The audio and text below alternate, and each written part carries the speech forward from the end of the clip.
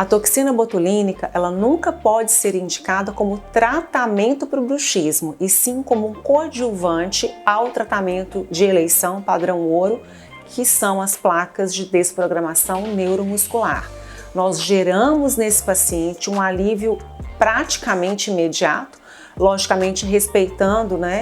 o tempo do efeito da toxina, mas nós colocamos rédea nesses cavalos,